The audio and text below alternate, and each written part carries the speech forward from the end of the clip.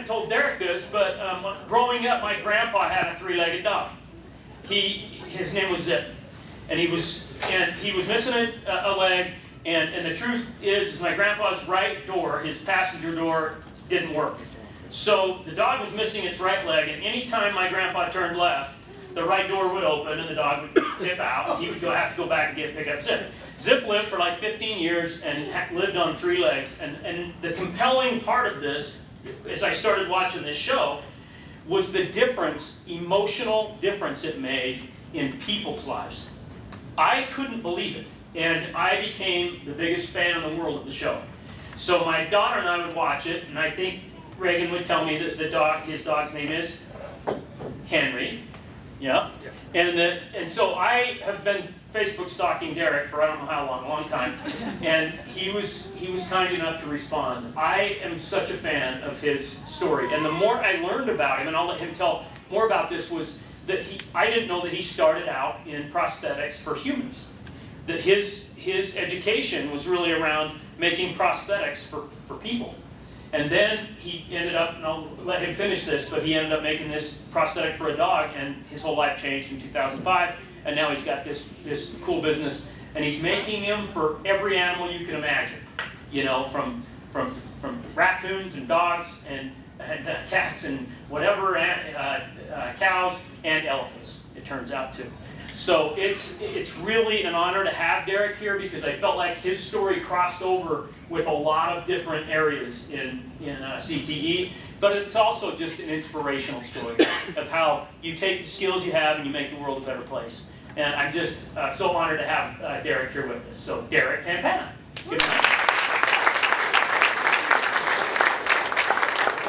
you. Do I need a mic there? Yeah. There we go. I guess I should have said the Wizard of Paws. Because that's how it goes. And if I knew you were using that thing, I would have made you something way cooler. Hi everybody, my name is Derrick Campana, also known as the Wizard of Paws, and today I've helped more than 40,000 animals regain their mobility. And I've pretty much invented my own. So you're going to see a lot of videos and pictures popping up. They're not meant to distract you. I just wanted to show you a bunch of my cool animals that I've helped before. So how did my story begin? I grew up in upstate New York, near Clinton, Utica. It was actually rated the poorest city in the nation a couple times. So there wasn't a lot of opportunity where I grew up. My parents got me involved in every single sport, every activity. I did 5 varsity sports. I did marching band, wind ensemble, like just everything you could ever think of. They wanted me out of trouble. They didn't want me to get into any trouble. So I have to definitely say my parents were a huge help in just making sure that I went down a good path. But also, you know, the teachers I met, people think I'm an engineer. I'm more of an artist than anything. I hand sculpt these molds every single day to build these incredible devices for these incredible animals. So if I look back at some of the teachers, it's kind of the art teachers, which they don't always get all the credit in the world. But for me, you know, going down the path of art, you know, I liked math, I like science, I like engineering, I like school. But for some reason, art kind of stood out to me, and I went down that path a little bit. I have a twin brother. He's an architect, so we're both kind of artistic, but everyone comes up to me and they say, "Are you an engineer? You like math and science?" I say, "Yes, but it's really all about art. You can't just take a mold that someone does their first time and know what to do with it unless you have good sculpture in your bones." But I love that dog, Roxy. So I went to little goat, yeah. Over too many goats. Goats are the new dog, by the way. So I grew up in Central New York, and then I got into Penn State University, go Nittany Lions, and I was in kinesiology, biomechanics. I always liked helping people. I liked using my hands, but I really didn't know what I wanted to do. And I have a lot of kids come to me in high school saying, "How do you get into this?" And for me, it was kind of an accident, and I'll get there. But yeah, I didn't really know what I wanted to do, so I was just trying to pick a path that I thought might fit me. And then I heard a friend of mine who graduated a few years earlier went into the field of prosthetics, and no one had ever mentioned that field to me before. And that's a good one. Waddles. And so I go to my guidance counselor and I say, you know, I want to start taking courses so I can get into prosthetics. They're like, oh, you can't do that. I don't know. It was like they didn't know anything about prosthetics at the time, and it was a field that was relatively new. And I said, well, I'm taking all these courses, biomechanics, sports medicine, all these things, and I really want to do prosthetics, so what can we do? And so she finally started researching and kind of led me down a path. But I remember what I did was I traveled down to DC area where my friend was doing the prosthetics, and I shadowed him for one day, and he was fitting the world's first computerized, it's called C-leg, for an above-knee amputee. Something he built with his hands. He put it on the man who hadn't walked for a very long time, and I saw him walking, and I knew I was hooked right away. That's what I wanted to do, use my hands for good, developing things that could help people walk again. And so, now I'm getting distracted by the videos, because I forget about these old patients, they're great. So, pretty much, you know, prosthetics, I knew right there that's what I wanted to do. So I traveled down to DC, I said, whatever I have to do, I want to do this. All I really wanted was a path in life to know, you know, this is going to be my career, and I just really, really wanted it. Coming from a place with not a lot of opportunity, when I came down to Penn State and then down to the DC area, it was filled with opportunity. I think coming from a place where there wasn't a lot of it, I could see it a lot more easily and a lot more readily than other people. I could say, oh, I could do this or this or this, where up in upstate New York, there wasn't any of that. People at Penn State and DC area, they're constantly talking about growth and what you can do. And I loved being around that culture, and I just kind of soaked it up. So I finally, I went to school at Northwestern Medical for human orthotics and prosthetics. And I became a certified orthotist, prosthetist, two of the hardest words for anybody to say. And what was really cool was one day a veterinarian brought her dog. It was a black lab named Charles. And she said, I want to get this dog a prosthesis. I know everybody in the facility looked at her like she was crazy, because I had never seen an animal prosthetic or anything like that. And my boss was supposed to see this veterinarian and her dog. He ended up quitting that day, and she was sitting there for about 3 hours, and I finally went up to her and said, you know, I can try to help you. And I ended up making this dog a prosthesis, and it ended up working, and I got such joy watching the reaction of the dog, the tail wagging, the eyes lighting up, but also, you know, the owner just broke down crying, and it was so just awesome to see, kind of taking a family that was broken and making them whole again. Because as you guys know, if you have a pet or a child, you'll do anything to make them feel better.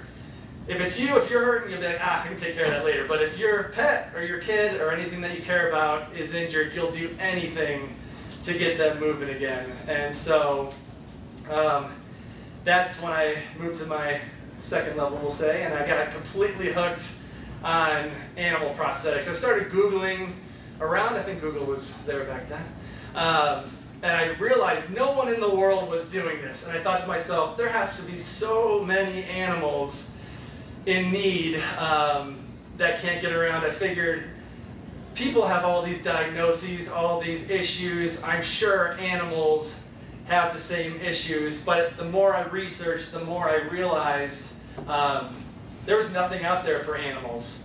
And still, every day people come up to me and they say, oh, animals walk fine on 3 legs, but they don't realize, you know, down the road, the effect it has on the rest of their body, and how prosthetics can actually extend an animal's life by years. I've been doing this for about 20 years now, and some of you guys here are probably just learning that this stuff exists. So it's been a lot of challenges, a lot of hurdles.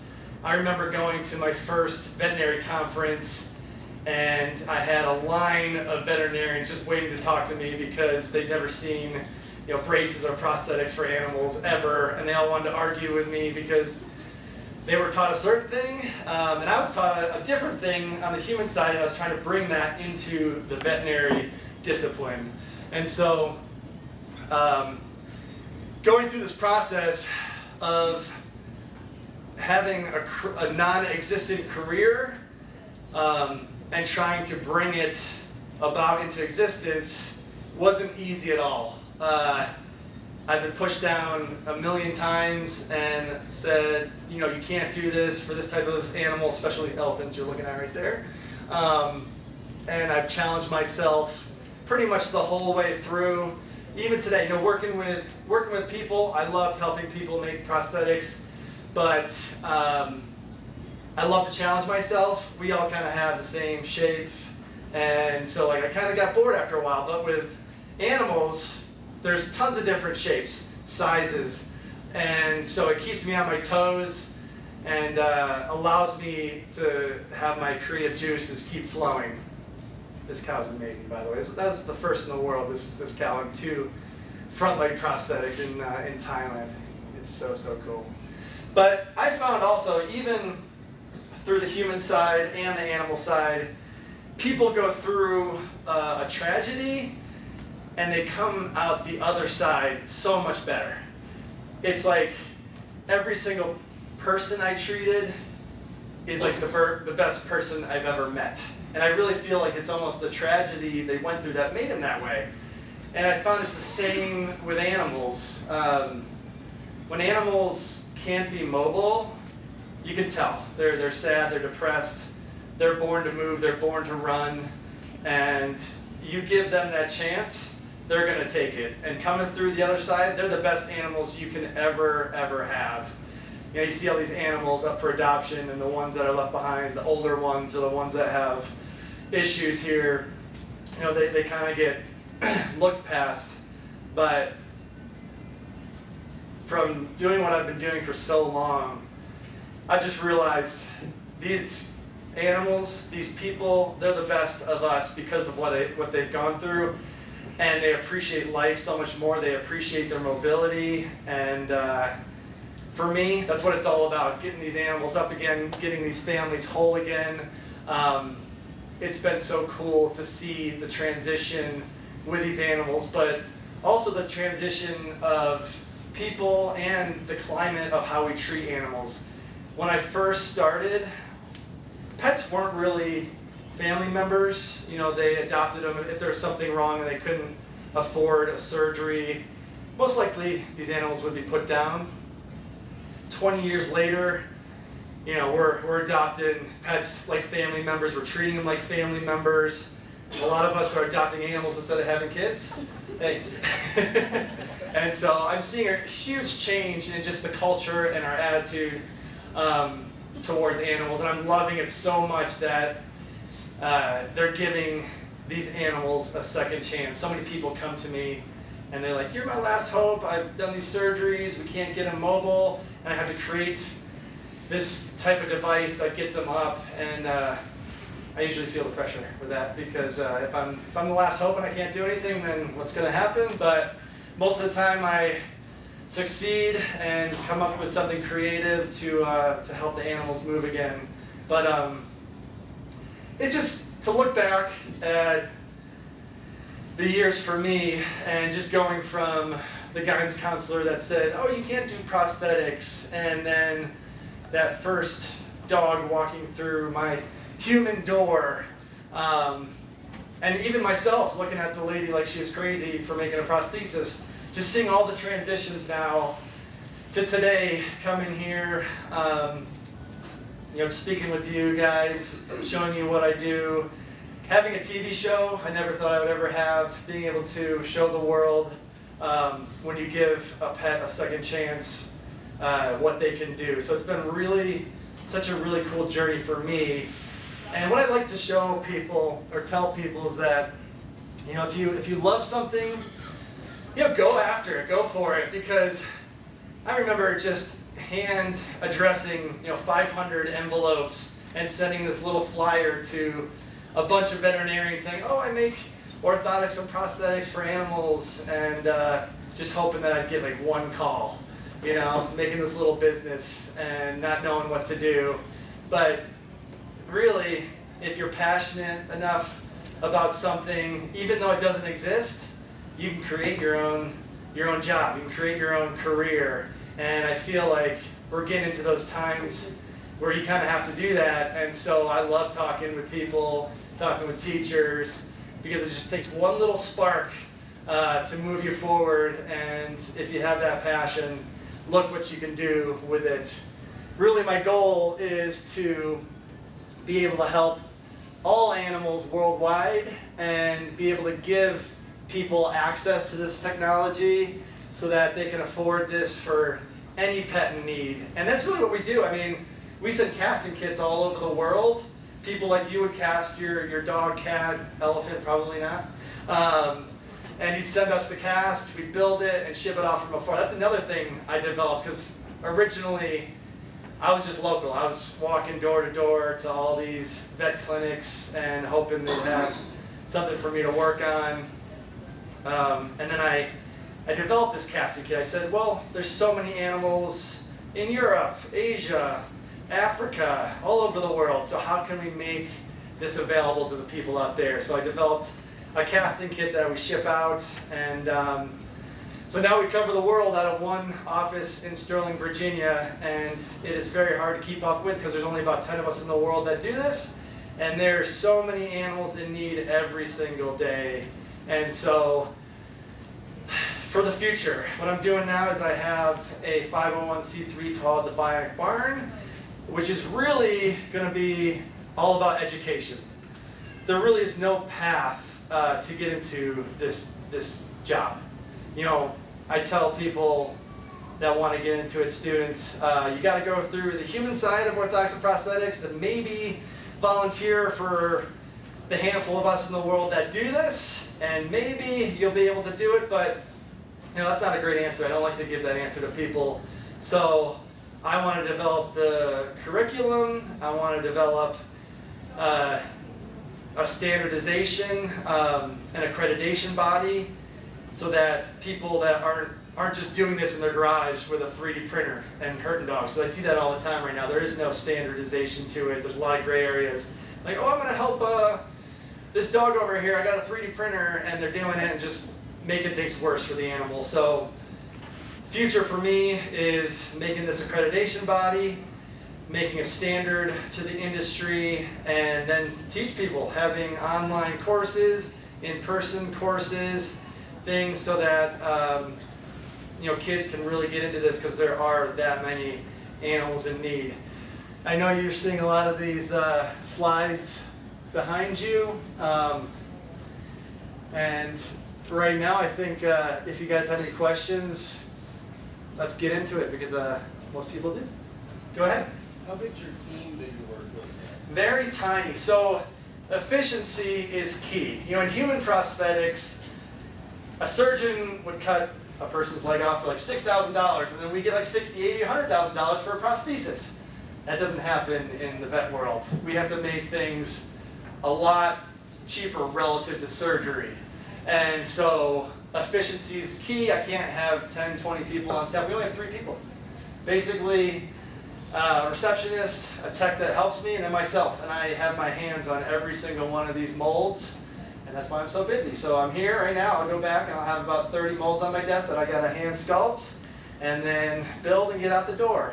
It makes it really hard with the TV show, because I'm out for a couple weeks. I come back, there's about 200 molds on my desk that I got to get through my hand. My family hates me. I never have time for anybody, but it's a good problem. Yes? How did your TV show come about? What's that? How did your TV show come about? I always knew I had an interesting job because no one else had it, and I invented it, and it's helping animals with my hands. And after a while, I started getting production companies contacting me, as of now, I've had probably 600, 700 production companies try to book me to do shows, but a lot of times they get shelved. Getting a TV show is really hard. And then one day, the dodo, which is the biggest animal following in the world, reached out to me and said they wanted to do something with me. So we developed this show called The Wizard of Paws, and then BYU TV picked it up, which has been really, really cool. And then Nat Geo picked it up, and Disney Plus. So we're about to start filming season 6 in about 4 weeks. It's really, really cool. Yes? Did you work on crispy bacon? Yeah, I have worked on crispy bacon. A lot of, yeah. A lot of, the one, if you see animals with prosthetics, most likely I've put my hands on it in some capacity. Dolphin Tale, the movie, you know, I've worked with the guy that did that, but yeah, I've worked on so many thousands of these and helped a lot of, mostly all the other companies that are out there I've helped develop in some way. So it's, again, a good problem, but trying to make more people out there that can help these animals. Yes? I'm a local veterinarian, actually. Yeah, So hi. I'm so excited to Cool. learn about this because I personally have a tripod cat. Wow. We were invited to be taking students from the Weaver Still First curriculum, having them. Yeah. So talk to me about like your patient selection and like biomechanics. How do you select the materials you're using? What's your process like? You know, I have my tripod cat is a well-adapted 5-year-old. You know, who would probably want to look at that, you know, prosthetic and treat it. So Yeah, I'll tell you right now, cats are by far the hardest patients. When people say animals can get around fine on 3 legs, the only one I'll say that is real is cats. they can do it pretty well. This morning to show you, like, with my 4-legged cat, and she's crap out of it. Yeah. You know, put it off, and I'm like, well, how do you make that better? I don't. Yeah, it's tough. It's tough. I mein, especially from afar. So I'm very visual, and there's where the art kind of comes in again. You know, you would send me videos and pictures of your cat, and then I just go through in my mind and, you know, figure out, am I going to increase their mobility or make it harder overall? The videos are really fancy. What's that? None of your videos have shown. There's a couple on Yeah, there. a lot, yeah. Yeah, there's a couple. I know. It's funny because my production team they want to just have a season of all cats just to mess with me.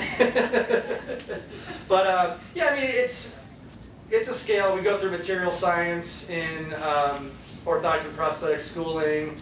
So, but it is a lot different with animals. You know, I can tell right away all the human prosthetists and orthotists that try to make these for animals, they're so in tune with the human side. And really, I remember even trying to build this the first time. I went to school, I built all these devices for people, and then I tried for animals, and my brain just went out the door. I had no idea what to do. But over the last 20 years, I've really kind of figured out all the different materials, what to use. But again, it's all about efficiency. People have a horse, and they say, I want to put this computer leg on the horse. I'm like, it's not going to work. But they want to do it. I'm like, here you go. I'm not going to talk to you again. But yeah, it's just tough. Like you see this little guy right here. You got to make him lightweight, padded, comfortable enough. But with animals, I always say it's easier and strong enough, especially with the elephants. But I always say it's easier because with animals, it either works or it doesn't. It's either comfortable or it's not. With people, there's a social aspect. Oh, what is this going to look like? How are you guys going to look at me when I have a prosthesis? But with animals, they don't think about that at all. If they're more mobile, they're going to take it and go. And so that's the one thing I like a lot better on the animal side, and the fact they don't talk back. Yeah, I mean, you can also use a lot more padding because we're not slipping these devices into shoes and things like that. So I'm able to do things a lot differently with animals, but with picking on different types of materials, again, it's all about efficiency. I got to keep these costs relatively low, and I want this available to anybody in the world. So I can't use, you know, carbon fiber lamination. I can't go through that process because it takes a lot longer. It's a lot more costly. I'd have to charge you 5 times more, and you're not going to do it. And so again, it's really all about efficiency and making sure the animal is more mobile. And that's just the process I go through. Weird calculations in my head. I don't know. What's the life of a piece like that? Like, Usually, the orthotic and prosthetic devices last the life of the pet, at least the shell, but animals break down things, so padding, straps, things like that, feet, you got to replace. People, again, their brains kind of go. It's the same with humans. So humans get multiple devices through their lives, and that could be the case with animals. That's a 3D printed foot. He could wear that down over time, and then we would just print it again. But depends on the animal, what they're doing. Like farm animals go through these a lot faster. Goats just wreck things and eat everything, and so that's going to last a lot shorter time than a dog who's 5 pounds. Although dogs that are 5 pounds take a lot more steps than the big dogs, so their treads wear down quicker. So, but do you keep a record? We do to some degree, but again, about efficiency, I can't have a huge staff just keeping things. So if they have an issue, a lot of times we would keep molds. I had this huge mold library that would probably fill this whole room.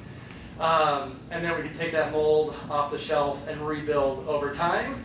But that's again kind of the future where things are going. We're going to start 3D scanning every single mold, keeping that in a database, and then being able to use a CAD/CAM carver to carve it back out. So there's a lot of things that are in my head for future, just to make sure that the animals throughout their lifetime have the ability to get the prosthetic and orthotic devices they need. Like a helmet on stuff, what is that for? Plagiocephaly, cranial synostosis, hydrocephaly. A lot of them have a soft spot there where their skull hasn't formed, and so we need protection. Like if you literally poked it, they would die. And so we make these protective helmets. I used to make these for babies, and so I'd travel like 10 hours, and I'd cast a bunch of babies' heads, and I was always afraid going on the train on the way back. A cop would get me like, "What's in your bag?" just head molds, just head molds. And so I developed that for animals too, and it's something I think I only do in the whole world. Go ahead. I have a question. So as educators, we are always pointing kids in different pathways. That's how our programs work. And so what would you suggest? Say we have a 7th grader who's interested in this. Which pathways would you suggest? We've got veterinary science, CAD, casting. Where they need to look? Yeah, I mean, really, I always tell them to look at the prerequisites in the colleges. There's only a few colleges out there that offer orthotic and prosthetic programs. Okay. So there's a lot of prerequisites, needs that need to be met to get into those programs. But I still say you have to go through the human, orthotic, and prosthetic. It's a So they master's need to degree go right the now. human route before they go the animal route? Yeah, because Okay. there's no direct path, there's no curriculum. So people ask me, do I go to be a veterinarian or do I go to be a Right. prosthetist? Which way? I always say go down the prosthetics path, the human path, because you're going to learn the skills to develop and move over to the veterinary path. I don't have any veterinary schooling at all. I just read. Yeah. So what's the process from start to finish? Like you said, a cast, how does that work and how do you turn it into prosthetic? He's the composites guy. Good question. There we go. So we send a casting kit. They take the mold of the leg or lack thereof. They send it to us. So I have this negative mold. I tape it up, fill it with plaster of Paris. I hand sculpt it, make it a positive mold. And then from there, we vacuum form foams, plastics over top of it. We cut it out with a cast saw, grind it with a grinding device, put all of our componentry and straps on it, and ship it out the door. I make it sound too easy. We do the same thing, and so we gotta mess with fiberglass and carbon fiber, so stuff you don't touch. Yeah. Like we mess with that, and so like I can see students wanting to do this, Definitely. but as you're saying, you don't want to hurt the animals Yeah. with the 3D printer in the garage, right? So that's just really fascinating. Yeah, I mean, you can do it. It's not that I don't work with those materials, people can't afford them. Yeah. And so, I mean, I definitely carbon fiber laminate legs. A lot of money's donated, so it's all good. Yeah. So yeah, I mean, you take a mold, you can laminate your composites over it, anything you want to do, and cut it out and make these devices for animals using that technology. It's really all the same. It is. Who else? What do you got? Yeah. How do you prioritize, and how many do you always have waiting for your help? Yeah, oh, it's tough. Basically, the needs, you know, if a dog's been walking on 3 legs for multiple years and they want a full leg prosthesis, you know, that's not a huge priority. You know, an ACL/CCL tear, you know, a knee for a dog, you know, they can tear their other leg, they can go down pretty easily. So I kind of prioritize by the immediate need, the diagnosis, what's going to happen to the animal relatively quickly or will take a long time. So all those things are kind of flying through my head because I'll go back and I'll have a mold like for a giraffe, and then I'll have a dog knee brace and a helmet for another dog. So it's tough for me, but I've done this so long now, and it's just, I can just look at all my casts and say that one, just because of the needs and the different diagnoses. So it's also about efficiency with building. I don't want to just move from one dog knee brace to this elephant leg. So I do an assembly line. I'll foam every single mold, and then I'll pull plastic on every single one, and cut every single one, and grind every single one, just like an assembly line. It's the only way to really do it. So when I say my job is a daily grind, it definitely. Yes? I've watched the show a ton with my kids. Love it. Thanks. One of the things that I've watched you do all on every episode is lots of whiteboarding, Yeah, lots of drawing. for sure. Do you use any digital design process at all at this point, or is so individual? I don't, and they had me do that for the show. Because all my design process is in my head and it's immediate. So like the best doctors, you know, people that have been doing it for a long time, have you in the shortest appointments because they know what they're doing. So like for me, all I have to do is walk behind an animal for a second or see a video on a computer. So that's what I'm used to, is just seeing those things. And so right away, the design process has started. How am I going to make this animal more mobile? And so for the show, they have me draw out my thinking process, but it's already in my head within the first 2 seconds, basically what I can do, what I can't do. I'm always looking for the animals that puzzle me, that I don't know what to do right away. That's what the show kind of brings to me, are those more difficult cases. And so again, I like to be challenged, and the show does challenge me because they are more difficult cases. But as far as design, it's just basically in my head pretty immediately. Yes? Back to composites. Yeah. For like the elephant, do you have to do like a structural analysis on, can it hold this weight? Like, did you have to go carbon fiber with that? How did you approach a heavier? There's a lot of different factors involved. So for one, I didn't take the original mold. So I can't just go to Africa, take a mold, then bring that back. So I had somebody take the mold, but my approach is a lot different if someone else takes the mold, especially for an elephant, than I do it. So it's like, if I took the mold, I would trust that mold completely. I would probably carbon fiber laminate, make it really solid. But since someone else did it, I had to make it a little bit more flexible and have a higher ability to adjust. Also, there's cameras there, and the film crew spending $500,000 bringing me there. So you have to think about all the different factors to be successful. And so like, you see the show and you see these elephant devices. Would I do it that way again if I cast it myself? No way. I just did it because I didn't cast it that way. I needed to make it flexible enough to be modifiable enough to use and be successful for the elephants at that time. But structural analysis wise, no. I mean, again, it's about efficiency and the animal's needs, and it's like, we can't bring a gait lab there and have them stand on it and walk and do all the things I would love to do. The field is just not there yet, you know. There's so many things we do for people that aren't there, that aren't available for animals, and that's what I'm trying to change, is that discrepancy. And so like, yeah, going to each animal, seeing them face to face, casting, building, fitting, that's what every animal, every person deserves. But you're not going to get that right now because there's only a few of us in the world, and we're still kind of in its infancy with this type of career. But yeah, I would love to be able to do all those things down the road, gait analysis, structural integrity of these devices, but we're just not there yet. Derrick, I wanted to ask one question. I mean, the technical side of this is awesome. I mean, I tell people all the time, there's probably, right now, the English teachers aren't having nearly as much fun talking about animals with prosthetics, you know.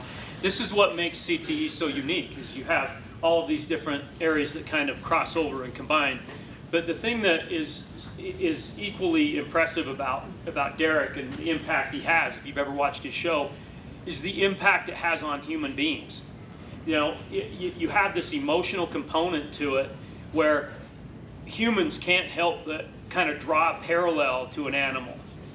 They're broken. They have something wrong with them, and someone is fixing them, and you watch the looks on their face. And I just wondered, I mean, this is kind of spontaneous, we didn't talk about it, but I wondered if there was like a story of a person or something that you were like, hey, it honestly, like, because it's moving to watch. Like, you get teary-eyed watching these episodes because you can feel the comparison people have. Like, this means so much to me, and it's so much greater than just the prosthetic, and now my dog or goat can walk. There's more to it than that. Anyway, Derrick. Yeah, there is. I mean, that's why I love my job, and it's what I want to do the rest of my life. It's just, you get so addicted to that feeling of helping a family become whole again. It's, again, like I said, it's a ton of pressure because it's like their baby, and I'm their last hope. But I like that pressure. I like to make things for animals, things for people. I like to help people and animals. So,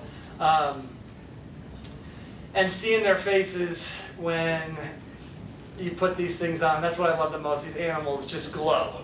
You know, they just glow, they thrive, they get to move again. And the whole family is just so shocked and happy. And so I'm just so glad I have a TV show that gets to showcase all of that, and so you guys can see it, but also to allow this this career, this industry to develop a lot more. Because before the show, not many people had heard about it. Even now, I don't know how many people have heard of animal prosthetics, but I think by now it's starting to grow and become something that's in people's houses. Yeah. Very cool. Great. Question? About from start to finish, how long does it take to make one? Give or take? I'm very fast. It's not about one, because I usually do an assembly line, but I can get through in about 45 minutes to an hour. The show makes it look, it's days on the show, which it is because of the film crews bother me constantly.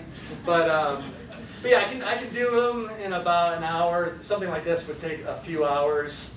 Carts and things take a day or two, but yeah, from cast, if I was going to make a knee brace for a dog, from cast to the final product, I can get it down about an hour, hour and a half. One of you guys? Go ahead.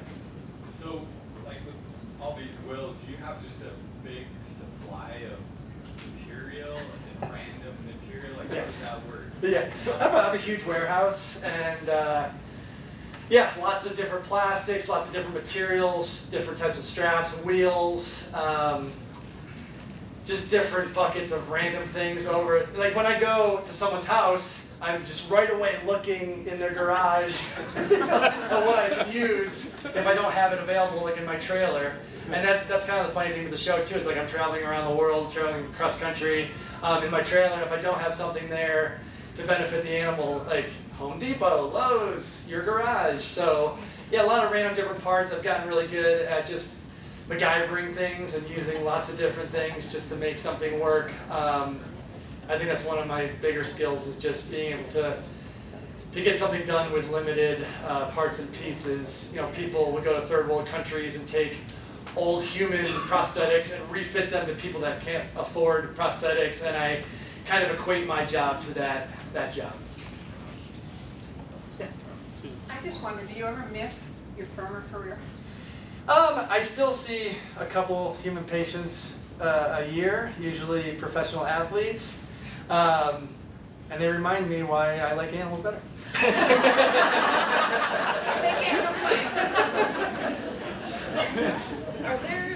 Are all these animals born with the defects, or there's accidents? Lots of all the things we go through, they go through. So trauma, their congenital deformities, lots of different things. Abuse. I see the worst videos every single day of what happens to animals.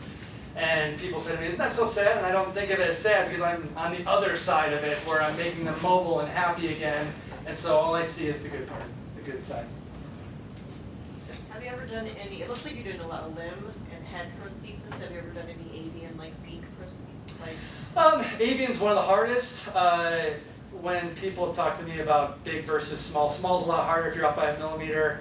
It's a lot with an elephant. If you're off by a millimeter, it's nothing. And so 3D technology, I did the world's first 3D prosthetics on a dog a bunch of years ago. I thought that was going to be kind of the future of this industry, but it's really expensive. And now it's getting back to me being able to use 3D printing technology again, just because of cost efficiency. Like the printer would take 24 hours to print, but I can get it done in an hour or two, you know, so I'm a lot faster than the printer. So I'm waiting for the technology to catch up, but I forget the original question. Oh, birds, birds, beaks. Birds. Yeah, I've done some beaks, I've done some legs on animals, on avian species, but we're just getting back to that 3D technology, and that's what's going to be very useful for those types of animals. Other questions? We've got another 5 minutes or so. Go ahead. How do you balance your job and your family time? Whew, that's the hardest thing ever. I have a really cool office. I made the upstairs kind of like a jungle gym for my kids, so they come to my office all the time. I get to play and see them all the time. My wife is the short end of the stick. I don't get to see her as much and be with her as much as I want, but I'm with her the rest of my life. So it's tough. You know, it's like I have 4 full-time careers basically, and if it wasn't helping animals, I wouldn't do it. They understand that it's the greater good type deal, and so I have a really supportive family. But yeah, that's probably the hardest part of my entire life, is just that juggling act. How do you charge for these? What's the cost? Cash up front. I mean, I always say the average for all the devices is about $1,000, which I don't know if that sounds relatively good or bad to you. I always say when you walk into a veterinary clinic, you walk out $1,000 poorer with nothing in hand. Sorry, veterinarians, but but you know, There are 2 here somewhere. but you can walk out from our facility with your animal being mobile with a new leg or orthotic device. So I think $1,000 is reasonable. You done any prosthetics for aquatic animals? Just the dolphin tail I worked with, but aquatic animals are easier because they're more like humans so you can use like gel locking liners and things that'll stay on the leg. That's the biggest difference with animals and people. Like I can't use certain technologies because dogs have fur and things like that, and we can't help them up to certain amputation levels. But with aquatic animals, you can use human technology and it actually makes it easier. But that being said, I haven't really worked with many. I want to. Maybe one more question. You get hired by like zoos and stuff? Yeah, I do. I mean, everything. Questions about zoos? Yeah, I mean, they come from everywhere. For the show, we don't work with zoos because there's cages in the background and things like that. But I do. So I go, zoos contact me every single day, and I'll work with them. And any animal in need, to me, you know, I'll help. So it doesn't matter if they're in a zoo, in your household, or at a sanctuary in Thailand. It doesn't matter. Yeah. I had to step away for just a minute, but did you talk about your Thailand adventure at all? Not That's kinda really. cool. Yeah, I mean, that was one of the craziest trips ever. I was in Thailand for 10 days. I had to make 5 elephant prosthetics during the time I was there. That cow. I brought my wife with me on that trip, and every single second of every day she's like, how are you going to get through this? I didn't know, honestly. But that's part of where I thrive is the pressure. So it's like I had made a couple elephant devices before. I have all my film crew there, all these people looking at me to help these elephants, and again, that's where I thrive. I didn't know exactly my plan over those 10 days. When I got there, the elephants were trying to kick me. I didn't realize how far they can kick to the side. They hated me because they don't trust right away because they're really smart. So the first 3 days was really me just trying to get close enough to even be able to touch their leg. So I'm used to having hurdles in front of me. There's a lot of hurdles there, but I got through successfully, and would I do it again? I don't know. It was tough. Really tough. Well, it's, you know, going from, hearing from Bryce and then hearing from Derrick, what you have is this theme emerging of people making a difference in the world and believing in people and animals. How? Not giving up on people or animals. That everyone is worth saving and helping. And I just love that emerging theme here. I think it fits with, we have our superintendent is back here in the back, Gina Butters. We really appreciate her being here. I know that's a theme of hers this year, and one that we embrace too in CTE. And so we really appreciate Gina being here along with Clyde Moore and our assistant superintendent, and also Brock Mitchell, our secondary director back there. And so their support is really appreciated. And I want to say also thank you very much to Derrick for letting me Facebook stalk him and for responding. You're awesome, and your story's way cool, and you're even better in person. Just so lively and enthusiastic and passionate about what you're doing.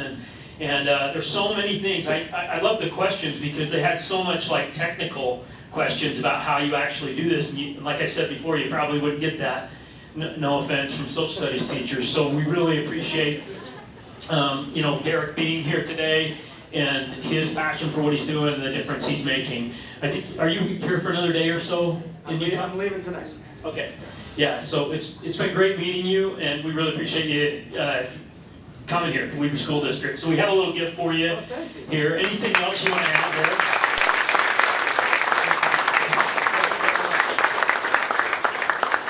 And now we're going to do a live casting demo on your leg. Yeah, this was not planned. I'm on the phone with him. I go, I'm laying here right now with some device, and he knew. But it's funny. I want free. Yeah. So anyway, Thank you guys for having me. The one message really is just if you give a person, you give an animal that chance, you'll always be surprised what they'll do with that chance, and that's what I feel with all these animals in need, and I'm just trying to give them that second chance. Yeah. Awesome. Thank you guys.